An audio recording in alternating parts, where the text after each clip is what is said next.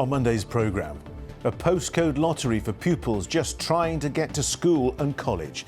Tonight, more than 10,000 people call for a change in direction to the rules. Also on the programme, police search for the vandals who defaced these medieval stepping stones. Locals say it's an attack on our heritage. Plus, teetering on the edge, a decision is made about the future of this social club as a sinkhole threatens to completely swallow it.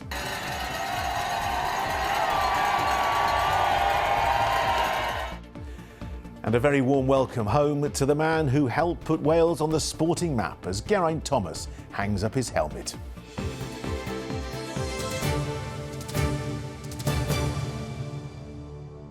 Hello, good evening.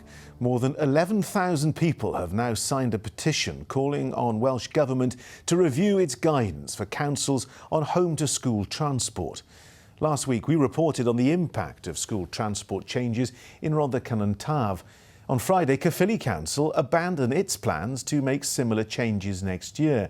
One college leader has tonight described the provision of free travel for learners across Wales as a postcode lottery. Well, our correspondent Hannah Thomas is in Pontypridd for us this evening. So, Hannah, what's the mood there?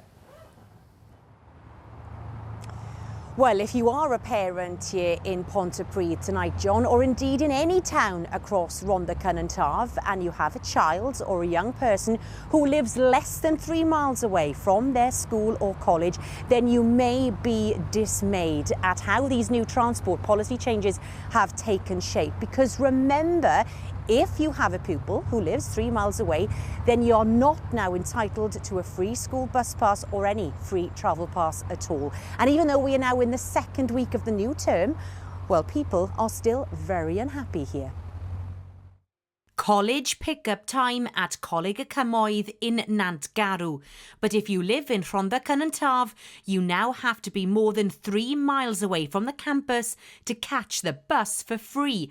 And it's not going down well. £6 there and back is quite expensive when you add that up in a week. It's like 30 quid. And is it possible to walk the distance? Yeah, well, it's not impossible, but I'd rather not walk an hour in the morning to college. Sometimes my mother has to drop me to college, which might make it late for work. On maps, the drive is 3.2 miles, but a walk is 2.7, so I don't know if I'm going to be in that bracket of being able to have a free travel bus pass. The boys are all sports studies students from Rhydyfelin. They want to continue the course, but they're unsure if they'll be able to afford it. Well, Coleg y Cymoedd has 4 campuses. This one at Nant Garw, one in Ystrad Mynach, one in Aberdare and one in the Rhondda Valley. In total, college leaders say that there are around 5,000 students, but 2,000 of those come from families with incomes of less than £25,000 a year. So paying for travel to get to classes is very expensive. So you're paying it. So how much is that costing you then? College principal Jonathan Morgan is trying to find out the finer details. Free travel entitlement varies throughout his college, depending on which local authority the student lives in. What's required here is, I suppose, coordination between colleges, Welsh Government and local authorities, because this is a national issue. It's not right that you've got a postcode lottery of, depending upon where you live across Wales, will depend upon whether you get free travel or subsidised travel to college. And that's why a petition has been launched to ask the Welsh Government to change guidance for councils. These buses help the children get to school. They help the parents get to work on time. They kept people in employment. They kept children in an education where it is direct and safe, and now this petition has to be debated in the Senedd. Tonight, at home time, it's not clear when that debate will happen, but parents in Rhondda Cynon Taf will be hoping that it's sooner rather than later. Well, tonight the Welsh Government says it is currently consulting on revised learner travel guidance, and that consultation does end on Wednesday, so there are 2 days left to get those consultation responses in. Now, Rhondda Cynon Taf Council, it has said up to now, of course, that it cannot afford to supply free travel for all pupils and students at the moment. And remember, there is very differing policies between local authority areas, even rural ones, urban ones like this one here in Rhondda Cynon Taf, or even local authorities next door to each other. And teachers and lecturers say there could be some key implications here. The impending winter weather is one. Pupils' safety if pupils have to cross roads to get to their schools or colleges. Attainment rates, dropout rates, school attendance rates if they can't get to school. And remember, John, that Wales is lagging behind some parts of the UK when it comes to some educational standards. So teachers and parents are saying that if you remove free travel, then you're adding a big barrier to education access. And they want to see education attainment go up, not down. OK, Hannah Thomas in Pontypridd. Thank you very much indeed. A neighbour living next to a house that exploded in Swansea says she smelled gas in the weeks before the fatal blast. An inquest into the death of 68-year-old Brian Davies heard that the explosion destroyed several houses on Clydach Road in Morriston. 3 other people, including a 14-year-old boy, died in the explosion in March 2023. The UK government says there will be a boost to jobs and industry in Wales as part of a new £250 million defence strategy. The government says it wants to draw on local businesses to support the armed forces as it aims to increase defence spending to hit 3% of GDP by the next Parliament. 7,700 people are directly supported in Wales in their jobs through contracts with the Ministry of Defence. Today's announcement is all about making procurement for small and medium businesses much better so that we can spread the investment that's available, we can create more jobs, and this is about putting more money in people's pockets. The First Minister says she's listening to concerns of voters in the Caerphilly by-election. Eluned Morgan was marking the start of campaigning in a contest which followed the sudden death last month of the area's previous MS, Hefin David. Here's our political editor, Adrian Masters. The First Minister and her party's new candidate in Caerphilly were targeting young voters, very young voters, not that they were necessarily interested, in what has become a hugely important by-election. Labour supporters here are still raw from the loss of their colleague Hefin David. The candidate was a close friend. We shared so many of the same values, which is, I think, why we connected. And I just want to continue. So if people valued what Hefin did, then I can't fill his shoes, not yet. I hope they'll put their trust in me so that I can strive to be as good as he was. But every step of the way I'll be following his values and his inspiration. Not just here with this men's shed group, but on the doorsteps too. Labour is hearing voter concerns and knows that Plaid Cymru and Reform UK think they can take this seat. Well, I think what we've got to do is to focus on things that really matter to people in the area. And we'll be going out and listening to the things that concern them most. And do you accept that you could lose here, though? I think what's important is that we focus and we remind people what's at stake here. So my government is entirely focused on delivery of the things that really matter to people locally, making sure that they can get access to their GPs. And we had some really positive things on the weekend about that. People recognising that waiting lists are coming down. Today's visit ended in the kitchen, and Eluned Morgan is feeling the heat. If Labour loses, it will have a huge impact on her government. She has till October the 23rd to see how the cookie crumbles. Adrian Masters, ITV News, Caerphilly. A man from Holyhead on Anglesey has been confirmed as one of the victims of the deadly Lisbon funicular crash in Portugal, where 16 people died and 20 others were injured. Police confirmed that 82-year-old Andrew David Kenneth Young was on board when one of the carriages derailed and crashed last week. Well, our reporter Chloe Seaton is in the studio with me now. Chloe, what more do we know? Well, John, it was confirmed around lunchtime today that 82-year-old Andrew David Kenneth Young from Holyhead was one of the victims on board the tram. He is the third of the British victims to be named by the Portuguese authorities and is one of 16 fatalities. Now, Andrew was described by his family as a railway enthusiast. In fact, in a tribute today, they said that he spent a lot of his retirement visiting heritage railway sites across the world. Now, a bit of background to this. It was just last last Wednesday when one of the carriages of the railway in Lisbon derailed and crashed into a building, and quite dramatic images at the time it came out with one of the carriages completely destroyed. And what do we know about the investigation so far? Well, John, we now know that the tram was travelling at around 37 miles per hour when it did crash. And now Portuguese officials have said a cable along the railway, in fact, snapped. So the brakemen on board did try to use the emergency brakes, but they indeed failed. But the investigators have now stressed that this is ongoing and no valid conclusions can be made just yet. A report will be released in around 45 days' time with the final conclusions. OK, Chloe Seaton, thank you very much indeed. South Wales Police say they're investigating after historic stones were damaged over the weekend. Several names appeared in the stones adjacent to Ogmore Castle, which Cadw say are of national importance. Lewis Rhys-Jones has been to see the damage and sent us this report. Sitting in a tranquil spot where time and nature just passes by, these centuries-old stones have always attracted visitors to venture across the water near Ogmore Castle. But much of the attention has shifted to these names that have been cut deep into 3 of the listed slabs.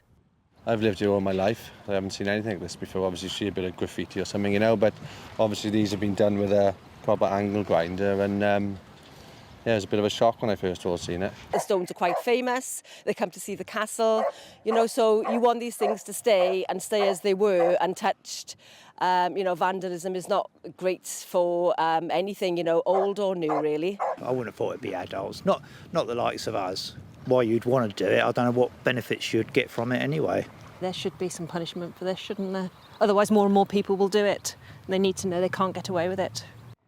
These 41 stepping stones along the River Awenny have been described as being of national importance and date back to the medieval period. And while they've been left largely untouched in that time, South Wales Police are now dealing with this case as a heritage crime.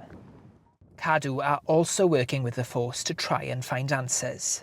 It's something that we look after on behalf of the people of Wales. So to see someone coming along and actually defacing it in this way is really kind of, you know, upsetting.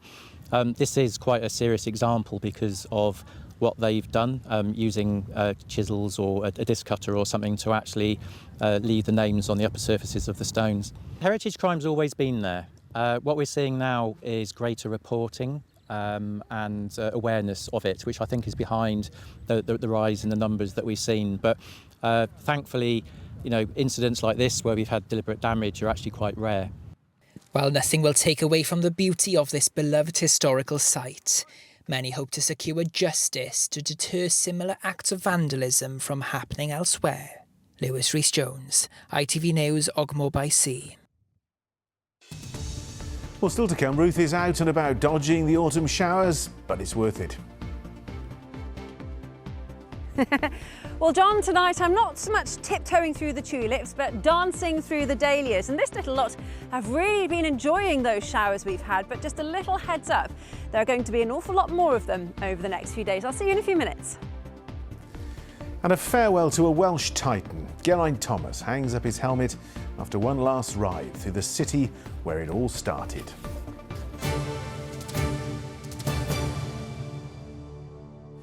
But before that, a social club in Swansea is set to be knocked down after being closed for over 2 years due to subsidence.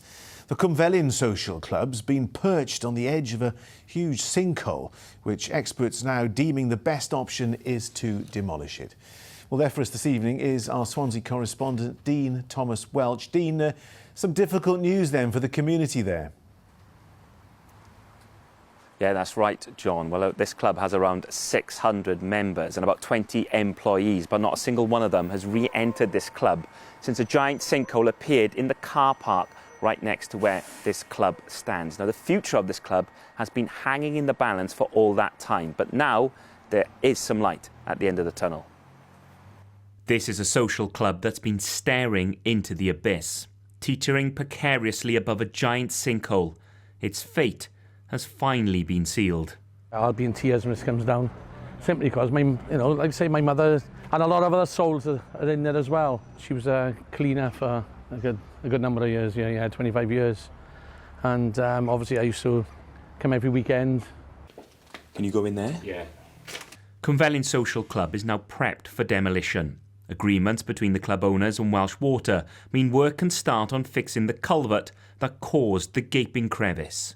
It's 2 years now since the club closed. It's taken that time because we were trying to find other ways to repair without taking the club down, but unfortunately that's the only way to get access, so yeah, really disappointed.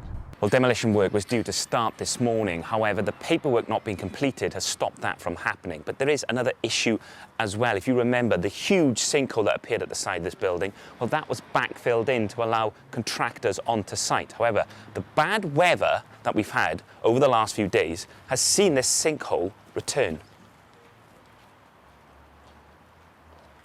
Should the club be rebuilt, it will be in a different form. Much will depend on what money is left over once the sinkhole has been fixed. We don't yet know the cost of actually fixing the sewer and the culvert, and we won't know that until the club is deemed demolished, the hole's been dug out again, and the engineers go down and carry out a proper assessment. So, you know, the cost could be anything from £1 million upwards, or it could be less than that. We just don't know yet. The walls of this once great club will soon fall. Its members hold on to hope that a new building will rise from the rubble, creating a new home for memories and souls of the past to live on.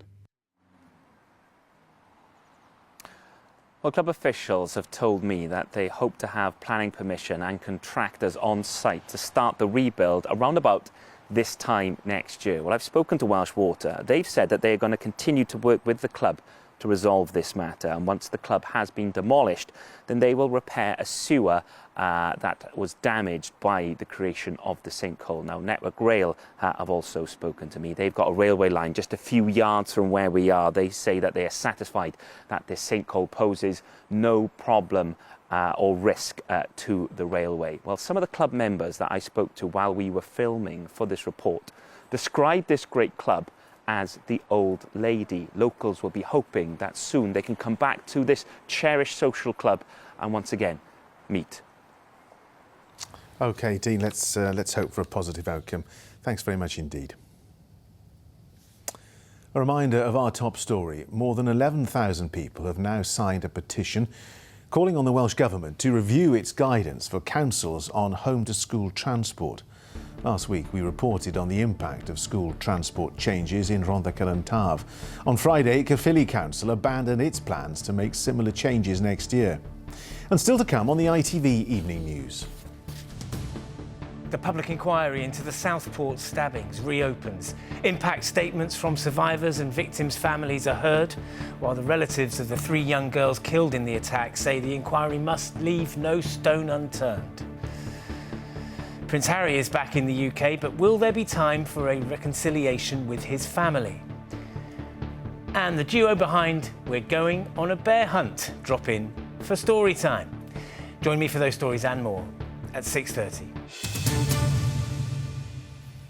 It is 18 minutes past 6. Time for some sports news now.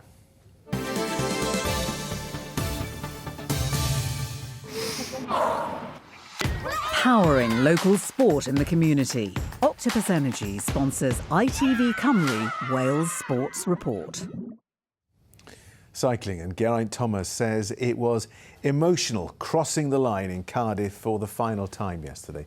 The former Tour de France winner called time on a glittering career in the sports at his home city. Thousands lined the route to pay tribute to him. Our correspondent Richard Morgan was watching the action.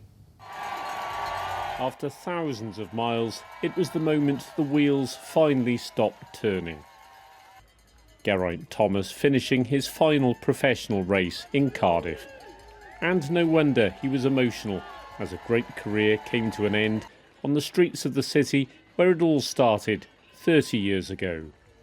Deciding to stop this year and then have this weekend, you know, the fact that Tour Britain's in September and can do it as my last race it's all kind of aligned. Kind of strange that it's finishing because it's been my life since I was a junior. You know, you're always thinking of the next race, you're always working towards something. So not to have that tomorrow morning will be strange. It was an occasion where their hero's face was never far away, nor the sense of gratitude for all he'd achieved on the sporting stage.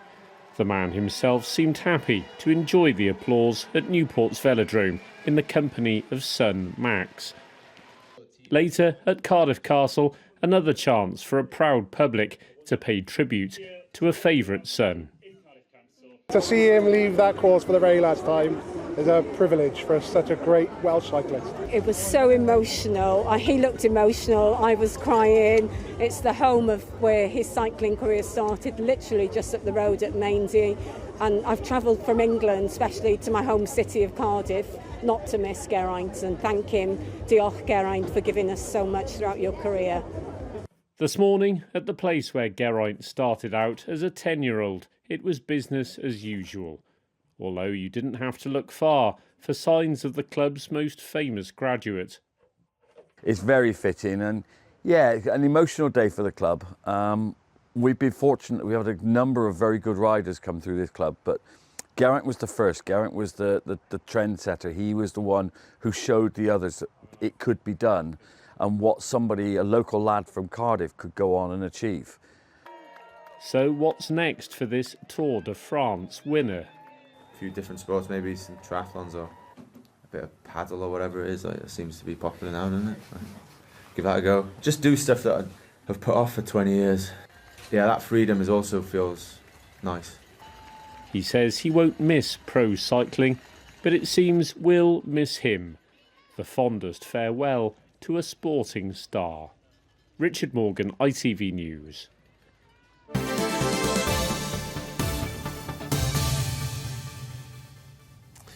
Weather time now. Ruth is out and about this evening and, it's looking splendid there, Ruth. Glorious, John, isn't it? Absolutely stunning. Now, when you think of autumn colours, you probably think of browns and oranges. You wouldn't necessarily think of a field of, well, quite frankly, beautiful pinks. But these are dahlias and they are in full bloom at the moment. And Rob, you've really got your hands full here, haven't you? They're everywhere. We've got thousands of blooms here at the moment and it's coming up to autumn and the colours now are starting to change really, right throughout. You've got this beautiful look at that. Magenta purple and the bright orange. So these are for people to come and cut. But what are they looking for? What is the ideal sort of flower or head, give it the technical term? The beautiful stem, and everybody comes in and what they want to do is just grab the flower head. But as you can see there, Ruth. Ooh, it is, that's just stunning. Lovely stems. These will go into your vase and they'll stay there for anything up to a week to 10 days. And these chaps have been loving the weather we've had recently, haven't they? We've had a beautiful summer this year for these. They were planted in April and in flower from July. And these will keep going now for the next couple of weeks? Another 4 or 5 weeks and people can come along and that's all they're doing is coming in and beautiful stem. Look at that. And do they take a lot of looking after? I mean, we have had sort of a long, hot, dry spell, but we've also had an awful lot of rain recently, haven't we? This time of year now, the dahlias, the shorter day length, the buds come into flower a lot quicker. So what we are doing now, we are coming along and we're taking off the side buds. Okay. So people, like they're taking off that side bud so people can get a nice long stem for the vase. Now, I have to say that dahlias are one of those flowers that people get absolutely obsessed with. There are associations, there are clubs, there are groups, aren't there? People love them. Everywhere around the country you've got dahlia societies, you've got the South Wales Dahlia Society, you've got the National Dahlia Society, which has just held their show, and everybody from all over the country exhibits at these shows. And all ages, all shapes, all sizes, we're all into these. They are, yes, and at the moment dahlias are really in fashion, and especially these colours. The summer has been the weddings with the pinks and the whites, and now we're coming into the autumn colours where you've got the oranges, the bronzes and the purples. So the brides and grooms are going with the seasons then. This is the colour to have. The florists keep ringing and saying, can we have more flowers this week? And we're open for cutting Thursday, Friday and Saturday, Sundays. There you go. There you go. Anybody can come in and pick their own bunch now. Perfect. Well, I suppose all you need if you are coming to pick is a little bit of weather behind you. So let's have a look at the forecast for the next few days. outbreaks of ancient sites will gradually settle into an evening of pizza plates al fresco. TUI sponsors ITV Cymru Wales weather. Well, as far as the next few days are concerned, a mixture of sunshine and scattered showers. Temperatures over the next few days will start to feel a little bit fresher as well. And then early warning, I know I mentioned before, there is an awful lot of wet weather to come through Thursday and Friday, heavy thunderstorms, possibly some hail too. So I'm sure the Dahlias will be able to cope with that little lot. In the meantime, there's a great big grey cloud just behind me, but still some evening sunshine. As we head through this evening and overnight tonight, those showers will continue. But by the second part of the night, the early hours of tomorrow morning, they should have largely fizzled out.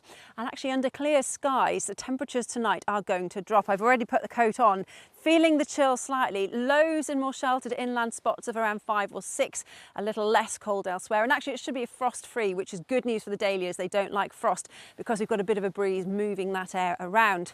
So then, as we wake to tomorrow morning, a lovely start to the day. There'll be blue sky and sunshine, but don't get caught out. The cloud will start to build during the morning and we'll see scattered squally showers starting to work their way into the southwest. Tracking northwards and eastwards, some of these could be on the heavy side, but as I said, there will still be some dry weather. And temperatures, if you do see some blue sky and sunshine, actually will feel quite pleasant, highs of 19 or 20 in Celsius. But down across the southwest, the blues and greens, some echoes of some heavy rain that'll start to work its way in through Tuesday night. And then as far as Wednesday is concerned, not looking too pleasant, I think is probably the best way of putting it, with a band of heavy rain that'll work again northwards and eastwards, clearing into the afternoon. But the legacy of that will be an unsettled end to the week. So your outlook is one of heavy thundery downpours by Thursday and Friday. Some strong winds as well. We could see gales developing, and those temperatures by day and particularly by night are going to feel just that little bit fresher too. TUI sponsors ITV Cymru Wales weather.